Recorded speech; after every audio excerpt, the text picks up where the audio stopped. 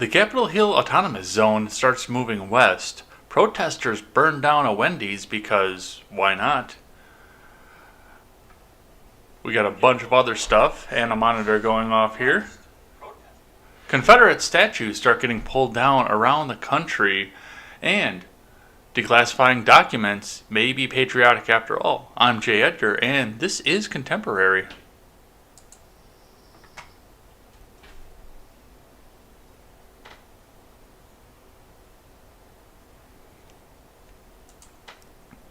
We're back. We're back in the regular studio. Looks like I am coming in just a little bit hot on my microphone here again. Let me get that taken care of for you.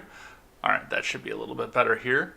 Anyway, we are back in studio, ready to go with a big helping of news that we missed over the weekend or some other stuff that may have happened here. And there's a ton to get to, as there usually is, but that's the nature of an election here. Nothing ever stops because they need to have you glued to fear. But before we get started, head on over to freedomscoop.com. Freedomscoop.com is going to be your one-stop shop for all your news and commentary needs. We've got the generational gap. We've got the R-rated conservative. We have got Wyatt Birkenhoff, Freckles, and Britt. We've got Stephen Ignoramus, who is on parallel to me right now. So we've got plenty of content over there from a lot of different points of view. So go over there and check us out. We'd love to have you. And come and grab some of our swag as well. So first thing I want to do before we get into anything else is I do want to take some time and thank Jessica Green for babysitting my show last week. I saw some of your live chat there. You guys treated her very well, and she did an awesome job, so I wanted to make sure that she got the thanks that she deserves. And she's actually going to come and join me again for Ed's World coming up tonight, too. So come and check that out. It's going to be a great time, and we'll get some questions answered in the live chat. But we're going to start with stocks today.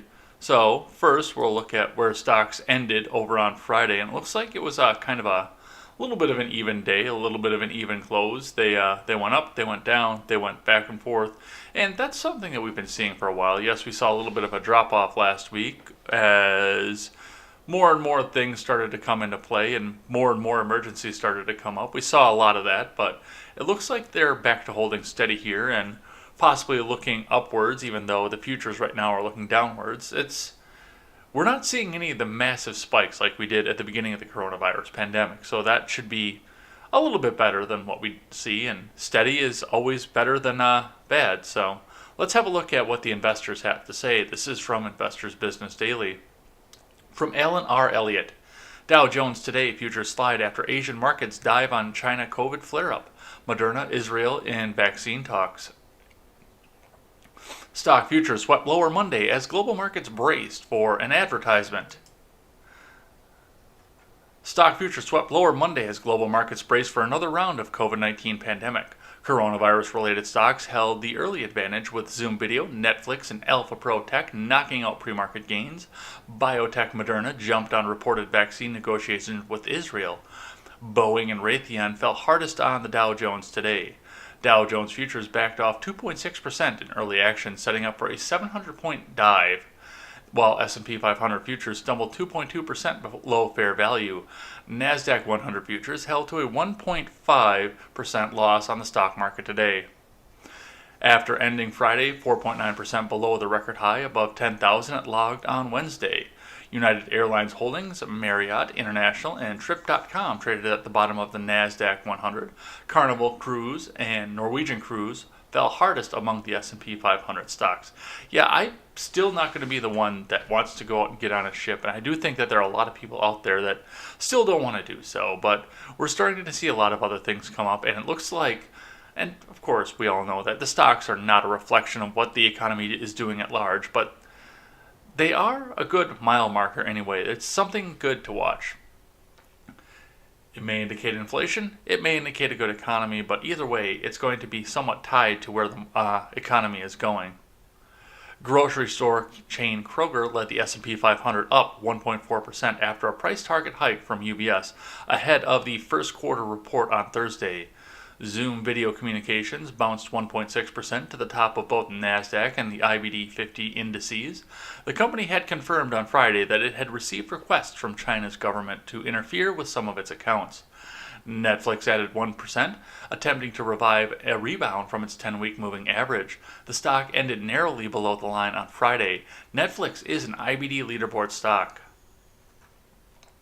Cambridge, Massachusetts-based biotech Moderna jetted more than 4% higher after Reuters reported the company was in advanced talks to supply its coronavirus vaccine to Israel.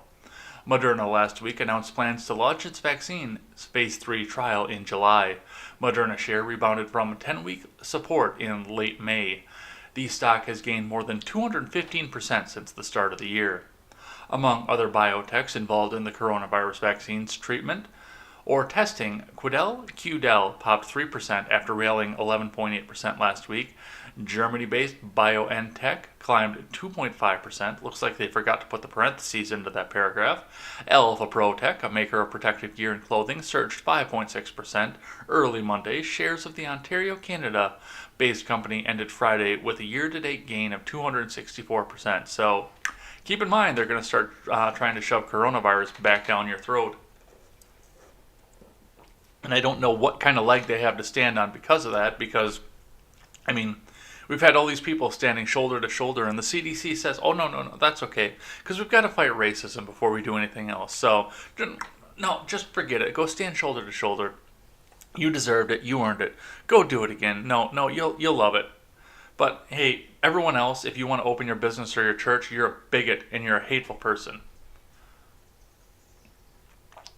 All right, let's keep going down the road. I've got an opposing opinion, I think, from CNBC. Let's have a look. Dow futures sink 500 points as market pullback continues. Airline and retail shares decline.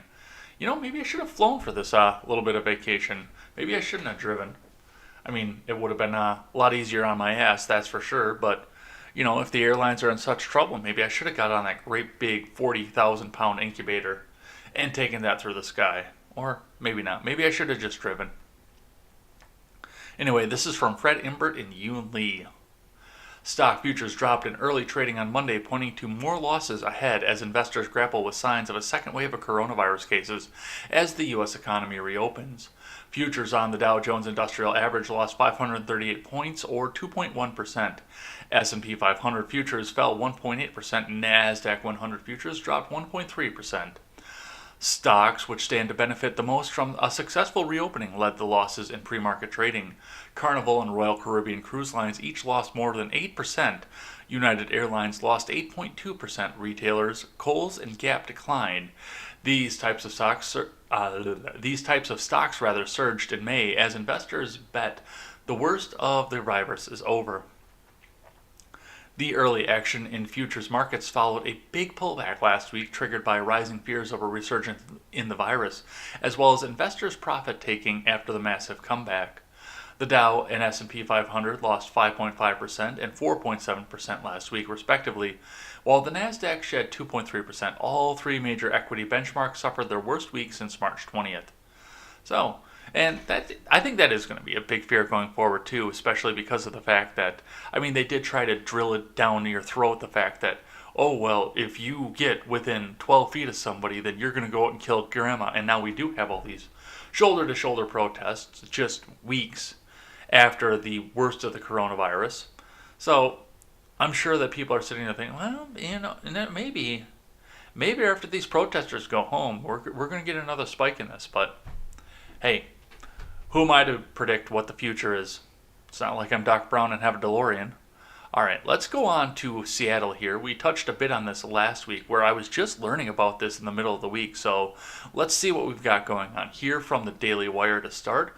Watch inside the Chaz anti-police graffiti on sidewalks, buildings, and windows. This is from Paul Waugh. So how is Seattle's Capitol Hill Autonomous Zone holding up after a week of total anarchy? According to the latest viral footage, the place has become a dilapidated wasteland where the anti-police graffiti reigns supreme along the sidewalks and buildings. No way! The footage released on Sunday reveals a section of the Chaz overrun with anti-police graffiti. ACAB, all cops are bad. No, that's not what that stands for. It's all cops are bastards. Abolish SPD, police domestic terrorists, kill cops, and fuck racist police all make appearances alongside several anarchy symbols and dead pig drawings. A floppy penis was also graffitied onto a window. Yeah, there's plenty of stuff going on here. There's plenty of stuff to look at, and I've seen some other pictures. We'll have some more pictures for Edgeworld tonight, so come and check that out. Since the anarchists commandeered 6 blocks in Seattle last week, including a police precinct, local authorities have been entirely hands-off with the group, leaving them to freely roam without contest. Mayor Jenny Durkin has gone so far to describe the scene as a block party with the potential to become 2020's Summer of Love.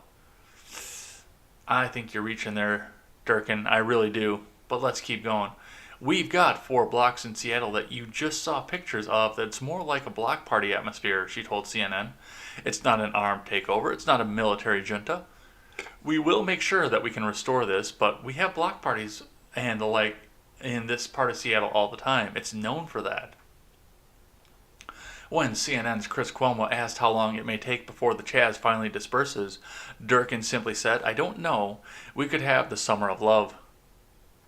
President Trump roundly mocked Durkin for this level of ignorance in the face of anarchy that is now destroying public and private property. Seattle mayor says about the anarchist takeover of her city, "It is a summer of love," he tweeted. "These liberal Dems don't have a clue. The terrorists burn and pillage our cities. They think it's just wonderful, just what we need. Even the death must end. This takeover, our Seattle takeover now." President Trump has warned Mayor Durkin and Governor Inslee that he will intervene if they fail to take action against the Chaz.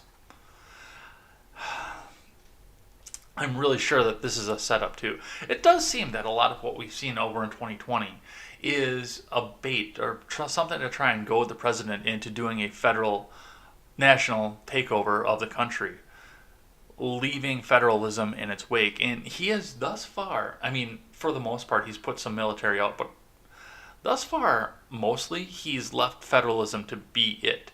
He's had the options on the table to assist the states, but he's not gone to a full federal lockdown. Now, I'm sure Hillary Clinton would have loved to have us completely locked down over this, but he can waive the military at the Chaz, but he would be best served not to do anything about this. And I said this on Thursday. This is nothing but a bunch of kids having a major temper tantrum right now. And the more we pay attention to them, the more that they're going to have their temper tantrum. So the best thing we can do right now is just ignore them.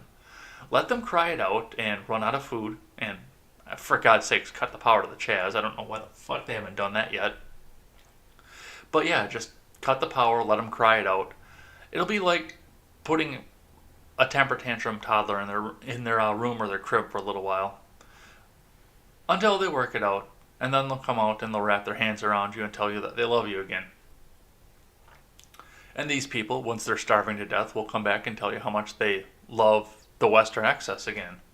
But, I mean, that's what I've seen to this from the beginning. But, of course, they're doing more. We'll talk a bit about that in just a couple articles. But now they're going to go on to the West Precinct as well. So, let's see what Fox has to say about this, and then we'll keep going down the road.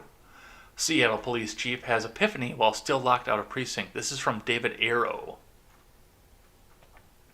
Seattle Police Chief Carmen Best on Sunday announced she had an epiphany that policing will never be the same following national outcry over the death of George Floyd, and as her department remains locked out of the East Precinct. Best appeared on CBS's Face the Nation Sunday morning to discuss the recently renamed Capitol Hill Organized Protest Zone. Yeah, that was cute too. They changed it from the Chaz to the Chop. I don't know if it has something to do with a guillotine or what the hell it is, but it's the Chop now.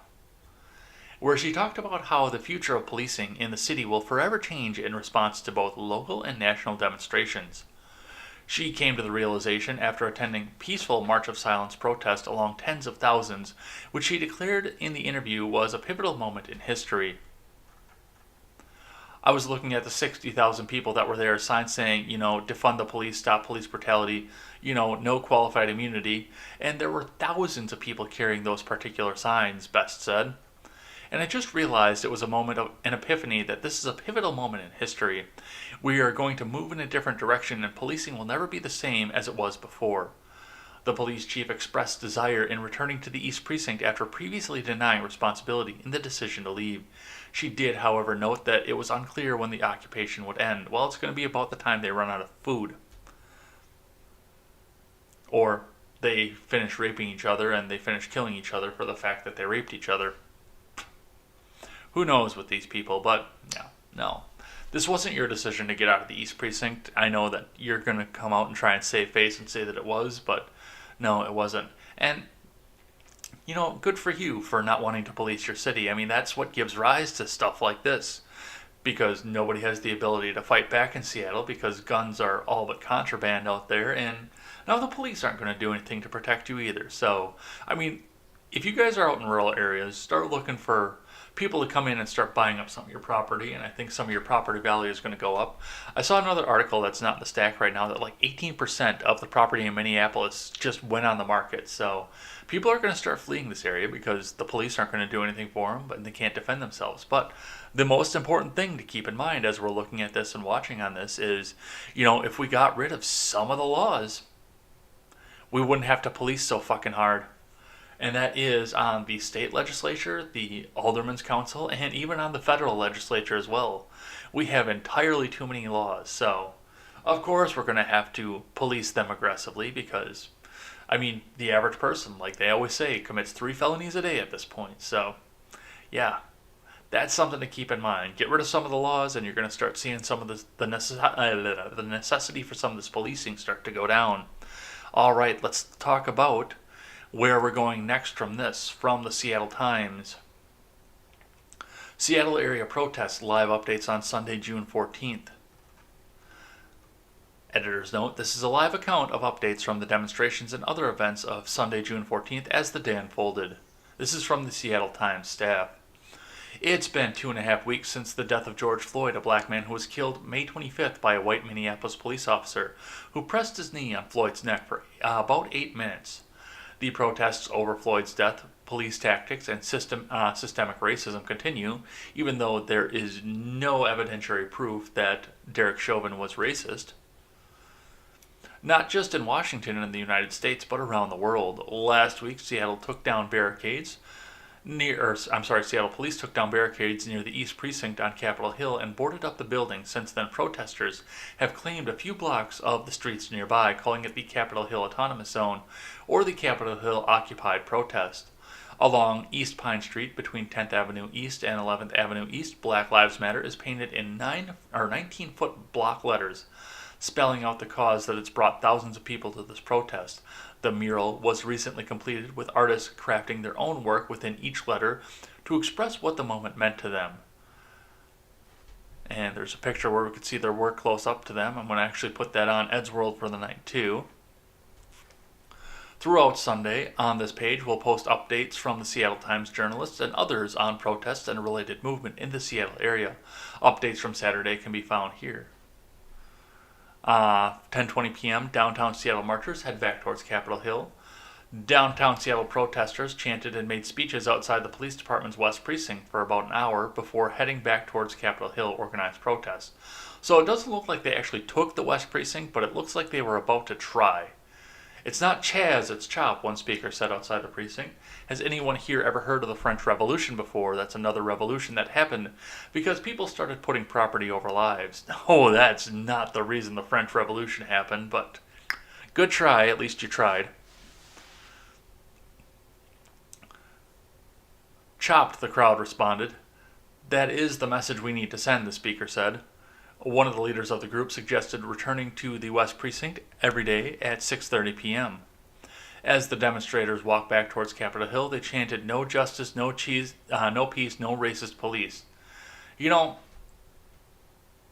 Chaz is run by a rapper. I forget his name right now. I have it on the stack for tonight. But they're run by some rapper here. And, they've got the monopoly on rappers, artists, songwriters, everything. Why do they keep going to the same chants over and over again? Can't they write a new one? We've learned how to tune out the ones that they're using right now. Can't they just write a new one at this point? All right. Let's move on to this. But yeah, they're going down to try and grab the West Precinct. And honestly, I watched Razorfist's video on this on my way home on Saturday, and he brought up a couple of good points. And one of the big points I recovered was the fact that yes, this is something that they're trying to bait Trump into a military action so they can have dead kids on the street by military hands. That's absolutely true. But the other side of it is, of course, is that they're trying to do this in left-controlled areas like Minneapolis, like Seattle. They're doing this in very, very left-leaning areas that are heavily disarmed. Try doing this in rural Wisconsin. And one of the Discord chatters in the Generational Gap server actually brought this up. He asked, what would happen if I looked out my window and people were setting up a Chaz outside my window? And I said, you know what? They can have their Chaz. As long as they don't cross over onto my property, they'll be fine. They can have their Chaz. I'll let them go and cry it out and use up resources until they starve. The second they step through the yard, they're done. The non-aggression principle ends at my fence. So yeah, go ahead. Have your little temper tantrum, and the people that want to conciliate these people, I think that's the right word. The people that want to acquiesce to these people and give up their property because it's virtuous and let them have their autonomous zone, well, that's on them. But, I mean, in rural Wisconsin here, that's less likely to happen than Hillary Clinton becoming the president in a miracle. So, yeah, try to do this in a red area. But no, just keep doing this in a Democrat-run city, in a Democrat-run state that hasn't had Republican representation in decades upon decades. And tell us how bad the right-wing areas of the country are. All right, let's keep going down the stream here. All right. From NBC News, we have police killing of Rayshard Brooks in Atlanta ruled a homicide. The Fulton County Medical Examiner's Office said Brooks, 27, died after he was shot twice in the back. And even that's going to be called into question as we move along here. I know I haven't seen the uncensored video. I know it's out there, but I saw the censored version that Christensen put up last night, and I would have a hard time saying that this was a justified killing, in spite of everything that would happen. But this is good. This is a messy case from the start. You can't tell if this is a justified or an unjustified because you have to define whether a taser is deadly or undeadly, or if it's disabling so that the suspect can go grab the cop's gun. There's just so much that goes into this. And this is, I mean, the Floyd one, if we take the video at face value, the Floyd murder is a murder, hands down. And it was completely unjustified as a killing. I can see the argument for both sides in the Rayshard Brooks killing, whether it was justified or unjustified, and there would be I would need to see a lot more evidence before I could decide which side I was going to fall on. But let's see what Tim Stello has to say. Authorities in Georgia ruled Sunday that the fatal police shooting of Rayshard Brooks outside an Atlanta Wendy's was a homicide. Brooks, 27, died after he was shot twice in the back on Friday, the Fulton County Medical Examiner's Office said in a statement. Brooks was shot after a confrontation with two Atlanta police officers in the parking lot. Police had been summoned there on a report of a man sleeping in his car in the drive-thru. Brooks struggled with the officers after they administered a field sobriety test and tried to take him into custody. Surveillance video appears to show Brooks running away from the officers with a stun gun he'd taken from one of them, said Vic Reynolds, director of the Georgia Bureau of Investigation. While running, Brooks appeared to turn around and point the weapon at police. At that point, the Atlanta officer reaches down and retrieves his weapon from the holster, discharges it, strikes Mr. Brooks there in the parking lot, and he goes down. Chris Stewart, an attorney for Brooks' family, said Brooks shouldn't have faced the deadly force because he appeared to have a stun gun. Of extreme concern in the murder of Rayshard Brooks is the fact that he was shot in the back multiple times while fleeing, Stewart and law partner Justin Miller said on a statement on Saturday.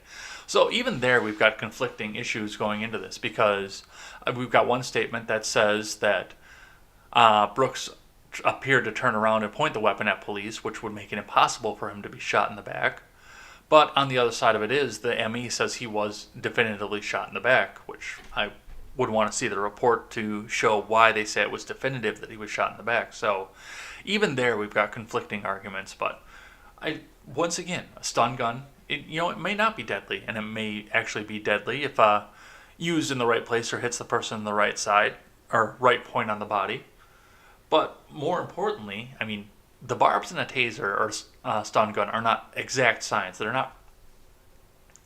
It's not like pointing a gun and looking down the sights. Where if you're any sort of a decent marksman, you've got a good chance of hitting your target. The stun gun could go a little bit willy nilly.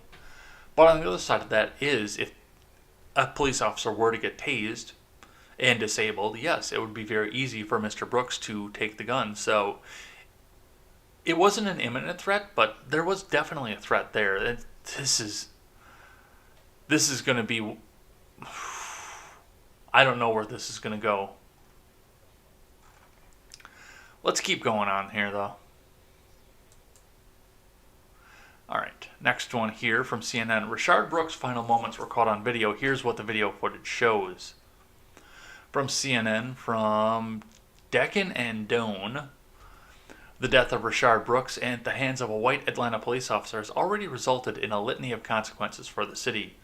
Brooks' death not only sparked protests this weekend, but also prompted the sudden resignation of Atlanta Police Chief Erica Shields. The officer who shot Brooks, identified by police as Garrett Rolfe, has been fired, and a second officer involved in the encounter, Devin Brosnan, has been placed on administrative duty. CNN has reached out to the officers and police union for comment. There is a clear distinction between what you can do and what you should do, Mayor Keisha Lance Bottoms said in a news conference on Saturday. I do not believe this was a justified use of deadly force. Plenty of questions are unanswered, perhaps chief among them whether the officers will face charges. But several videos that captured Brooks' final moments in a Wendy's parking lot Friday night at least shed some light on how the 27-year-old father was killed.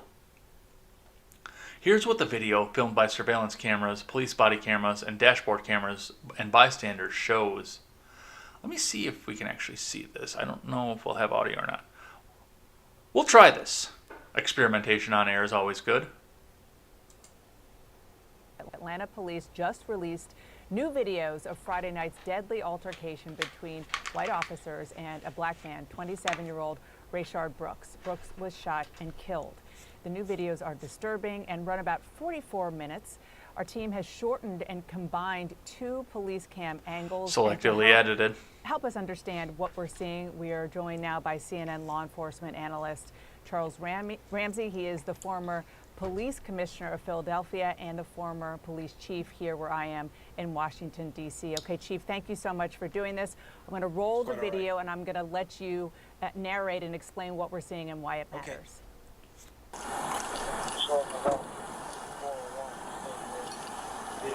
The engine's running. Look at the tail lights, and you can see they knock on the door. Clearly asleep. Don't go back to sleep. Just pull over there. Okay. They ask him to pull over. Right at that point in time, they don't know if he's been drinking or what the situation is. Do you have any weapons on you or anything like that? I don't have anything on me. Is it okay if I Now, this is a critical point right here, and I'll mention it because it's easy to go by it, but they're doing a field sobriety test. Apparently, they did a breathalyzer as well. Came out as a .108, I believe. And this is the point in which things change. They try to handcuff him for driving under the influence, and then you can see clearly the struggle takes place, and the taser at that point in time, which, by the way, the officer had in his hand, must have been using what's called a drive stun, which is a pain compliance technique to get him to bring him under control. And then, of course, he flees. There's a foot chase, and shortly thereafter, now you'll hear the shots fired. But there is one point in this video that I think is critically important, which really then brings into question the actual shooting. And that is, when you look at that tape, they ask a critical question. Are you on, do you have any weapons? He says no. Can I pat you down? He says okay. So they pat him down. Once you pat him down, now you know he's not in possession of a firearm, which could obviously injure you should that be discharged at you. The taser itself, a less than lethal weapon. It was discharged, it looks like, during the course of the foot chase, but you know he's not armed. Now, you have to be in fear of imminent danger to your life or the life of another before you use deadly force. And okay, that is fair that you should definitely be in fear of your own life or the life of somebody else if it's going to come down to deadly force. But once again, I mean, split second, guys pointing a disabling weapon back at you and could definitely grab your gun. I mean, this guy's drunk and you can't predict what happened. I really want to see this one play out.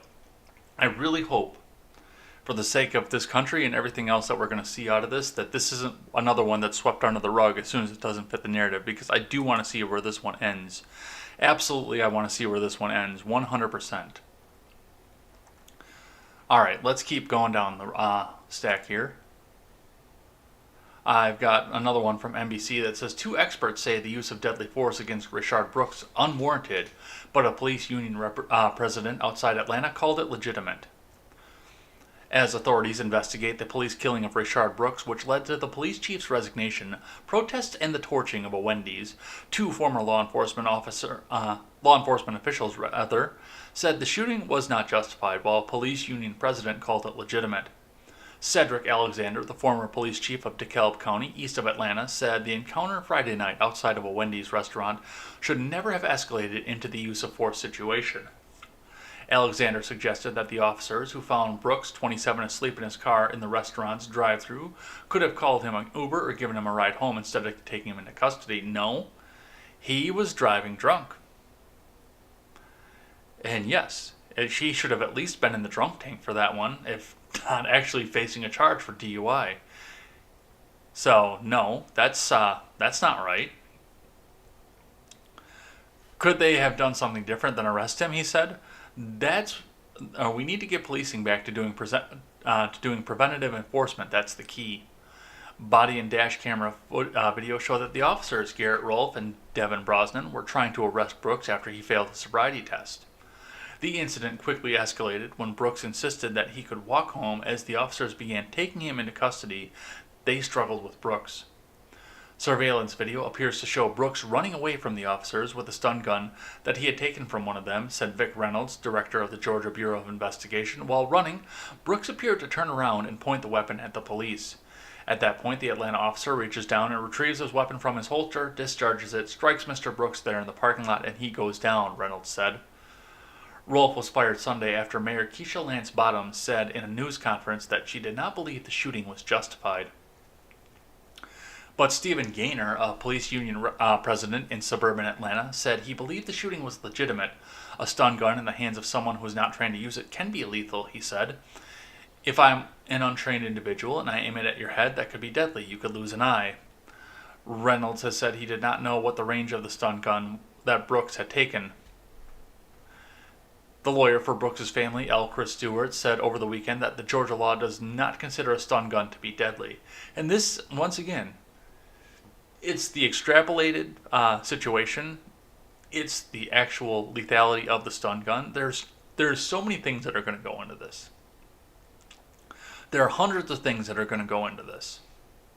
And it's not just the fact that, yes, he pointed a non-lethal weapon at an officer. It's where it could have gone. It's the fact that he was resisting and had taken a weapon. What other weapon could he have taken at that point? So let's keep watching this as we go. But we've got one more out of this story here before we move on to other news. From Fox 5 out of Atlanta. Dashcam footage released Wendy's set on fire after killing of Rayshard Brooks. So it wasn't enough for them to go out and protest. They had to make sure that everybody at a franchise that calls the cops on somebody asleep in their car thinks twice about it for the next time. So they burned that fucker down. Protests continued along University Avenue on Saturday night after a deadly officer-involved shooting at a Southwest Atlanta fast food restaurant Friday night. By the way, this is from Emily Akita. Police cars were seen blocking ramps on I-85 Saturday night to prevent protesters from getting onto the interstate. Shortly after 9:30 p.m., Fox 5 confirmed Wendy's restaurant was set on fire. Fires were seen in and around the Wendy's restaurant. Smaller fires were also seen in the area, and some fireworks were set off. At one point, Atlanta fire crews appeared to have ended efforts to get the fire under control after reports of firefighters possibly being in danger of being assaulted. Yeah, so of course the protesters are running out and trying to make sure that the firefighters don't do it. But on top of that, I mean, this is a fast food fire is a hard fire to fight in the best of situations because you've got gas coming in, electrical, grease. I mean, that's going to be a hard road to go no matter what you do. That's why they have so much fire suppression that's required in some of these places. But yeah, if you had protesters throwing bricks at your fire department on top of it, just stand back and let it go at that point. And I mean, I still don't understand the burning of your own neighborhood. I really don't. I mean, the franchisee that owned this Wendy's lived in that neighborhood. That is a local guy who's just trying to earn a living and trying to let other people go out and earn a living on his behalf.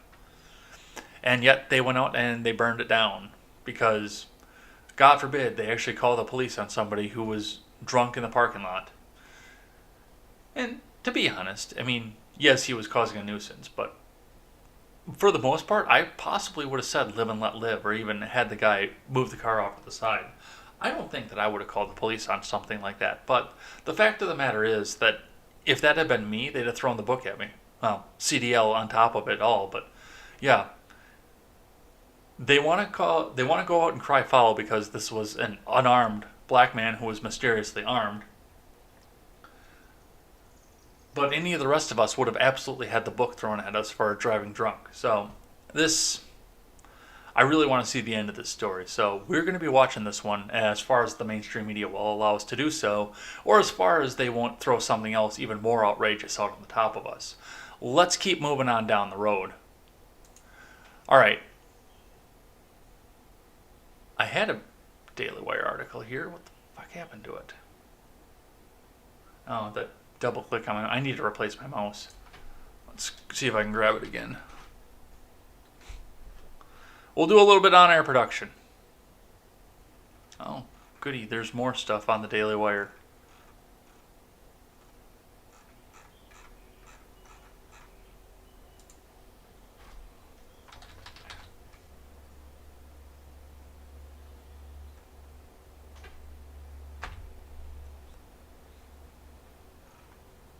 There it is. That's the one I just double closed. All right, Bill Maher says leftists defund the police movement will make Americans vote for Trump. This is from Joseph Curl.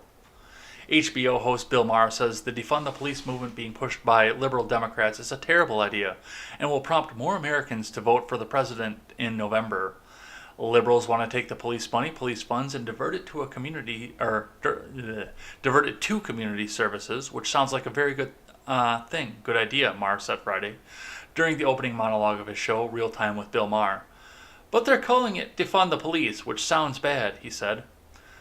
That is so Democrats for you, Maher said.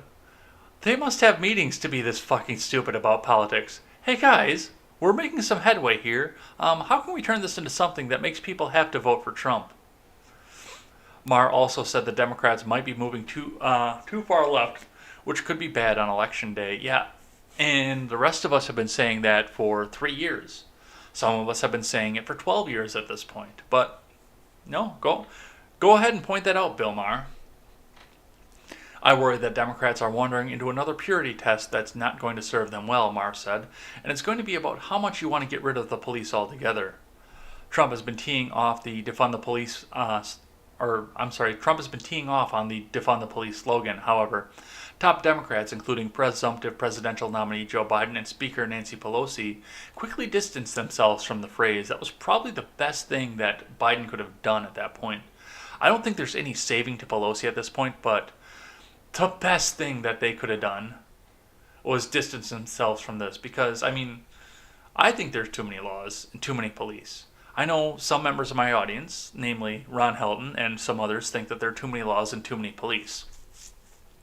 But your average Karen suburban mom who just wants to make sure that her kid can walk to their semi-private school safely while she goes and does some shopping in her leased BMW, Yeah, she doesn't think there are too many laws and too much enforcement. She just wants everybody to be safe, including her and her own. So, yes, that's going to affect how we look at the law differently, but of course, they're going to look at the law in a completely different way. So, Mara's got this right on the head. It's not going to be about the voters who are out for repeal everything. It's going to be about the ones who just want to keep going safely down the road through the country and just continue to be safe in general. So, I mean, this is a rare good on Mar, but good on Mar.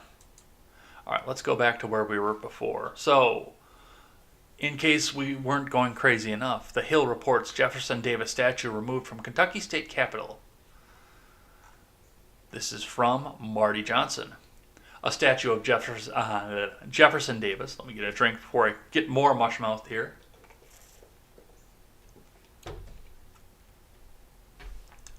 A statue of Jefferson Davis was removed from the rotunda of the Kentucky State Capitol on Saturday after a panel voted to remove the figure. The commission, which has power over what statues are shown at the building, voted 11-1 on Friday to remove the statue of Davis, the leader of the Confederacy during the Civil War. The 12-foot marble statue, originally placed in the rotunda in 1936 at the request of the United Daughters of the Confederacy, will be moved to the Jefferson Davis Historic Site. The Lexington Herald-Leader reported the site is in Todd County, where Davis was born. Kentucky Governor Andy Beshear called it a historic day in the Commonwealth. It was past time for this vote and for this action, Beshear said. But what it will mean is that we will get a little closer to truly being Team Kentucky, that every child who walks into this Capitol feels welcome, and that none of them have to look at a symbol and a statue that stands for the enslavement of their ancestors. Pandering.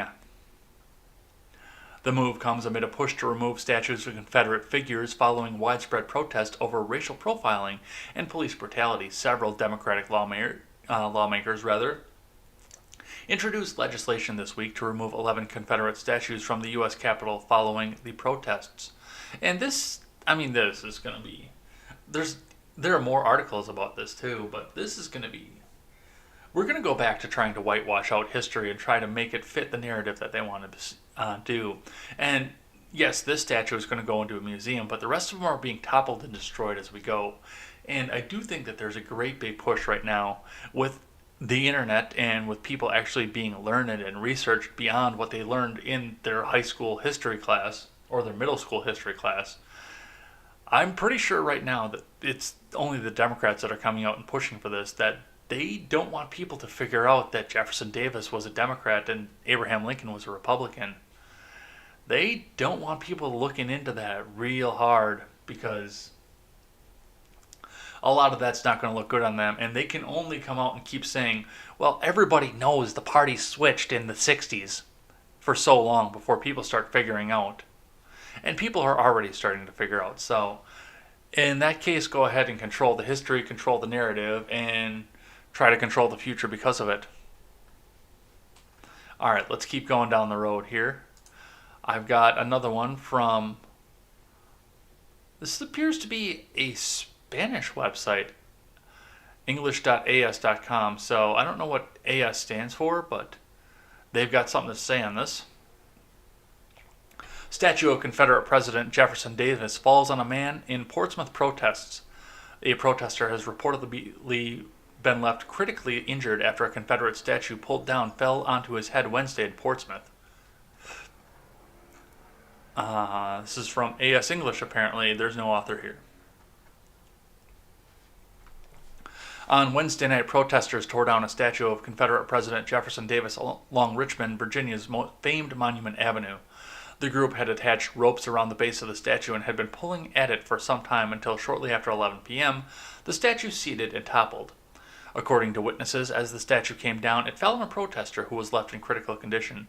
The man had been standing directly in front of the statue as it fell, striking him in the head.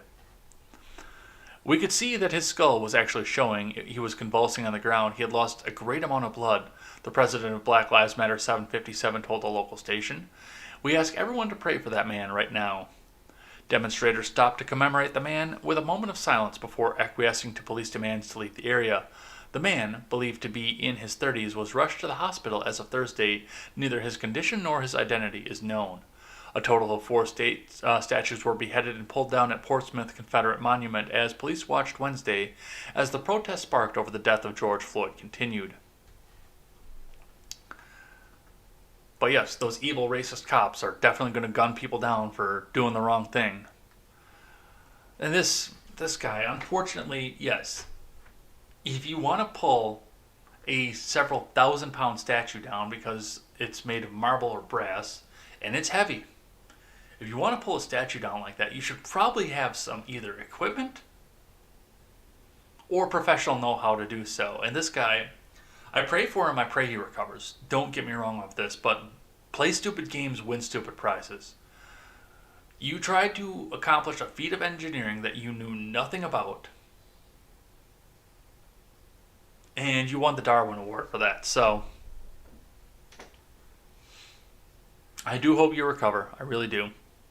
I really do. But, on top of that, you kind of had this one coming. Alright, let's keep going. From the Daily Wire. Or not. Alright, I'm not going to try and go search that one out because I don't know what that one was. So, from Fox News, New York City's de Blasio fires back at Cuomo's threat to shut down in Manhattan. Oh, I know what that one was. That was a stimulus check one. We'll cover that one tomorrow. I'll go find that one again. We'll cover that one tomorrow. New York City's de Blasio fires back at Cuomo's threat to shut down Manhattan over coronavirus social distancing. This is from Kate Sheehy. Mayor Bill de Blasio on Sunday fired back at Cuomo's threat to shut down Manhattan again if the city doesn't enforce social distancing better, saying through a rep that imprisoning people isn't the answer.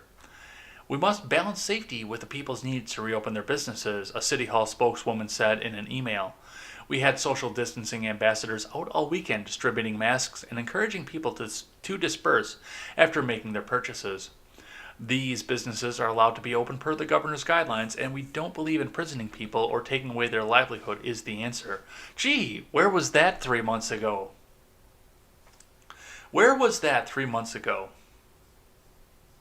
And yes, I understand New York was one of the hardest hit areas, but I mean, that sentiment, remember, just a few weeks ago, if you wanted to go out and have a livelihood again, you were a racist and you wanted to kill grandma. So, I can't feel sorry for you, de Blasio, but yeah, you guys go ahead and fight it out. Hours earlier, Cuomo had announced that he would close down Manhattan and the Hamptons on Long Island again amid the coronavirus if their local governments didn't do a better job reining in scofflaws who aren't properly social distancing and wearing masks, particularly outside bars and restaurants. But you know what? Black trans rights activists, that's okay. Just go right in, shoulder to shoulder. Give each other hugs all the time. We are not going back to that dark place, Cuomo vowed, referring to the peak of the pandemic in the state when nearly 800 people died in one day from the contagion. People sent videos of these violations, the governor said of the rogue resident, hundreds of whom have been caught on video partying closely together, many without masks, around St. Mark's Place in East Village in Manhattan in the past couple days. So yes, absolutely. Protest good. Livelihood bad. Church is bad. It's just naked at this point. And de Blasio actually standing up for it, first, it blows my mind. But second of all, I mean, you got to give credit where credit is due. Even a broken clock is right twice a day. All right, let's keep going. From the Daily Wire, Kim Jong-un's sister steps up, threatens South Korea with a tragic scene. This is from Emily Zanotti.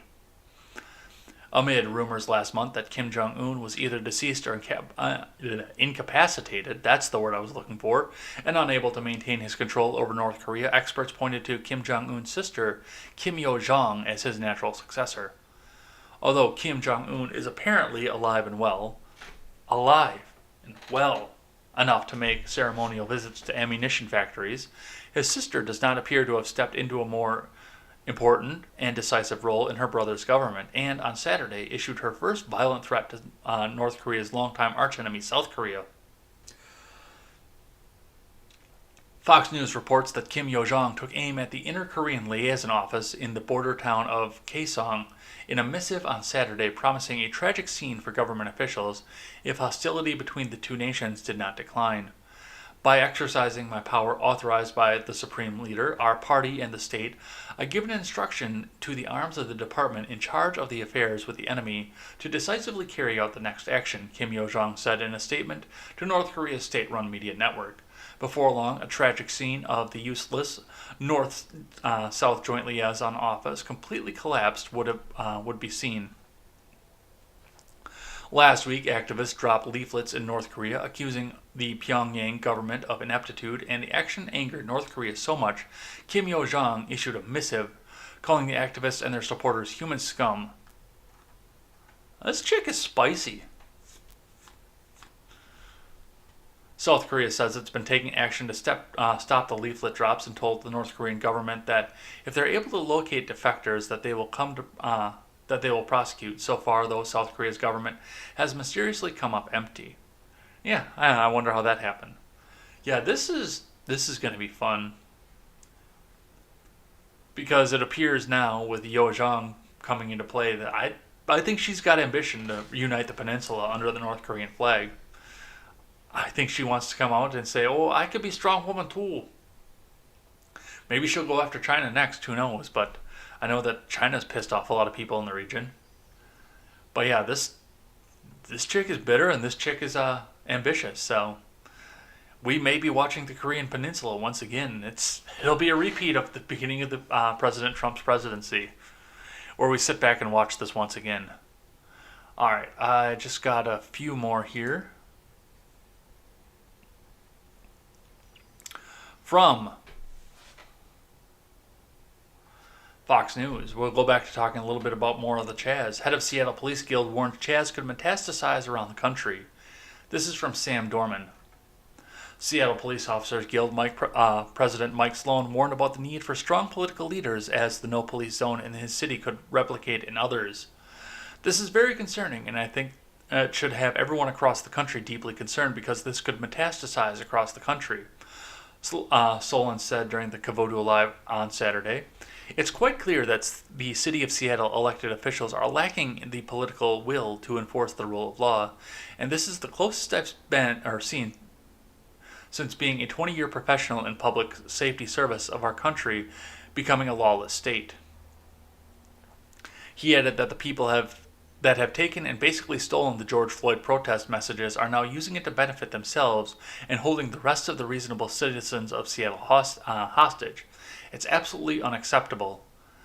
The Capitol Hill Autonomous Zone, or CHAZ, developed as an offshoot of ongoing protests surrounding George Floyd's death. As Solon indicated, there have been moves to build similar zones in places like Nashville or Portland, although with little to no success. Yeah, they go to places like Nashville and Portland. Well, Nashville is southern and a little bit red to this point, but I mean, they're going to go to some place like Portland or maybe New York or Chicago or something like that. The day that they try to do this in Billings or Fargo or someplace a little bit more red-leaning, someplace where they're going to fight back, they're going to put a stop to this immediately. But of course, no, they'll run out and keep doing this in major blue areas because they can get away with it. Because these blue governors and police and aldermen and everything else have essentially disarmed their population. So, yeah, we definitely could see this around the country. I'm sure that people are out there already getting ready to organize for it, but it's only going to happen where they can get away with it. And once again, you're going to start seeing property value in these red areas, these rural areas start to rise up because the decent people who just wanted to go to the city for a job are not going to want to put up with this shit anymore.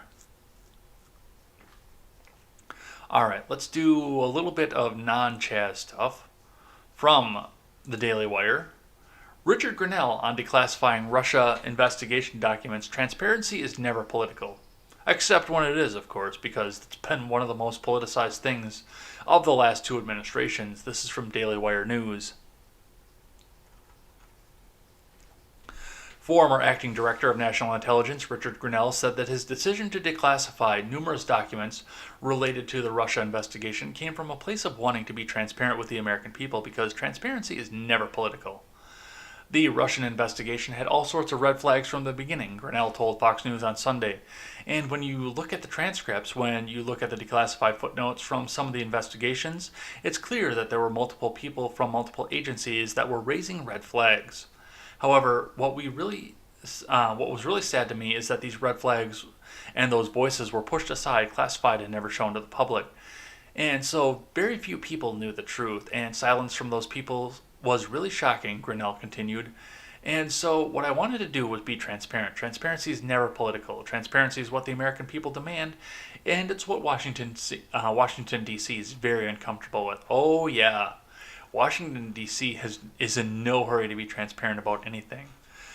And of course, you look back at Barack Obama's administration, where he said I was president for 8 years.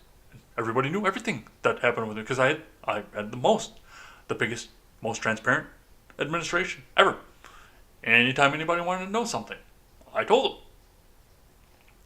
Except, when I signed an EO in secret, or when I went out and bombed somewhere in the Middle East, or, Benghazi, or any of the emails. But, of course, I had the most transparent. Everybody knew what was going on in my administration, and I was the most transparent. Meanwhile, we have a president right now who tweets before he thinks everything that he's about to do over on Twitter. So, to be completely honest, I think we are currently sitting under one of the most transparent administrations in the country. Simply because the person in charge of the executive branch right now doesn't think before he tweets. He just puts it all out there. No filter. But yes, this should not be political. And honestly, the classification system at this point needs to be completely rethought because I'm willing to bet there's a bunch of stuff that's classified that has no business being classified. All right, next one here, also from Fox News. Massive bribe to stop Ukraine probe into Burisma founder intercepted. This is from Bradford Betts. Ukrainian officials on Saturday announced that they intercepted a $6 million bribe attempt to stop a criminal investigation into the president of Burisma, the natural gas company at the center of President Trump's impeachment investigation. At a news conference, the officials displayed large bags of seized U.S. currency. Okay, and it's plastic bags. Man, I was about to say, are we going to scroll down and see actual burlap sags with dollar signs on them? Ukraine's anti-corruption prosecutor Nazar Kolodnitsky, is that how that goes? Said former Vice President Joe Biden's son Hunter, who once held a board seat, was not complicit in the bribe attempt. Yeah, because he doesn't have that kind of money. Kolodnitsky and the head of the National Anti-Corruption Bureau, Artem Sitnik, said the bribe was intended to encourage their offices to halt a probe of Mykola Zlochevsky, the head of Burisma and a former minister of ecology. Zlochevsky was accused of using his ministerial position for personal enrichment. 3 people, including a high-ranking tax service official, have been detained in connection with the attempted bribe, officials said on Saturday. In a statement, Burisma claimed the company had nothing to do with any bribe attempt. Yeah, nothing to do. Neither Burisma Group President Mykola Zlochevsky or other employees of the company have any relationship to the voiced events, the company said. Mykola Zlochevsky didn't ask anyone to commit wrong actions and never contributed to such actions. Burisma, one of Ukraine's largest private gas producers, has been at the center of politically tinged allegations in the United States, with Joe Biden challenging Trump in this year's election. Hunter Biden joined the Burisma board in 2014 when his father was still the vice president and the main figure in U.S. relations with Ukraine. He left the position in 2018. So, what do you want to bet this goes out and gets investigated? Well, it would be hard to investigate it on our side because, it's going to be political no matter what. But, it actually happened. There we are. We're looking at the bags of cash. So, there's definitely something going on here, and I doubt we're ever going to see the end of that either, because one crisis after another to try and distract from anything else that's going on at this point. All right, last one here. Because at the end of Monday, I always say something that restores my faith in humanity. First, something that restores, yeah. On Monday, we always do something that restores my faith in humanity, but let's first destroy my faith in humanity. From the Daily Wire, Nickelodeon suggests SpongeBob SquarePants is gay in an LGBTQ Pride Month tweet. This is from Emily Zanotti.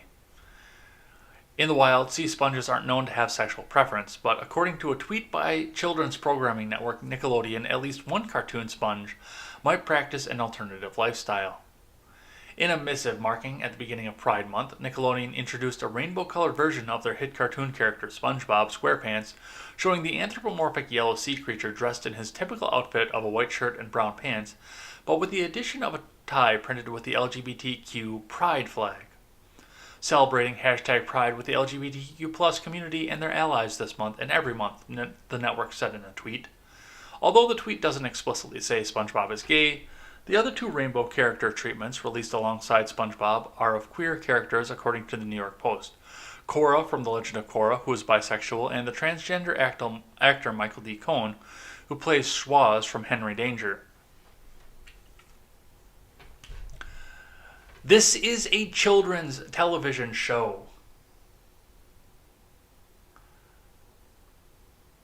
Why? Why does there have to be sexuality in a children's television show? And first, this is the most important thing. They brought it right out in the beginning. Sea sponges are asexual. They reproduce by cutting chunks off of them. How can you be gay if you don't have a ween? If all that you do is just chop off a corner of your body and that's how you reproduce. No, SpongeBob is not gay. As far as Korra from Legend of Korra, I have no idea. I've never seen the show. That was a little bit after my Nickelodeon time. And Henry Danger, the other side of it, no idea. But these are children's... This is children's entertainment. Why does any of this matter? Why? You have to explain this to me because I don't understand. Alright, so that's what they're doing for Pride Month here. And of course, because we forgot about half of Pride Month because people were out there burning their cities down and protesting. Now we're going to wind up coming back to that. And alright, I'm done with that. So now we have to think about something to restore my faith in humanity after that. And honestly, just kind of looking down over my last week. I mean, I was out of town for the week, and a couple of things that I can actually bring up on restoring my faith in humanity. And it's just on the individual level, how people do things. First off, I said it at the top of the show, and I want to say it at the bottom of the show again. I do want to thank Jessica Green for coming out and babysitting my show while I was out on the road and driving. I wanted to spend the day with you, but, driving down the road at 80 miles an hour through Richmond, Virginia, while trying to live stream and read the news is probably not a good combination. So, and the fact that she was able to do it on a pretty short notice, because I had to change weeks and everything. I mean, we talked about it before when I started scheduling the vacation, we had talked about it before, so she knew it was coming, but to change the weeks and get this all going up and taken care of, and for her to take the opportunity to do that, that hit me right here. And also, when I got back and realized that I still hadn't scheduled a guest for this coming week, she also stepped up and she's going to be my guest tonight as well. So, the niceness of Jessica Green restores my faith in humanity.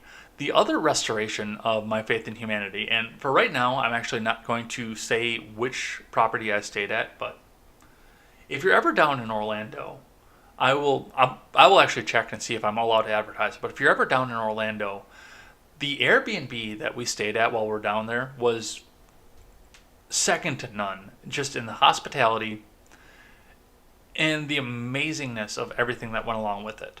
So, the Airbnb that we stayed at, the property was 2 houses side by side, both owned by the same person. It was in a little gated off community, and there was one sort of round guest house in the back that had a bathroom and one central room, and that was pretty much it.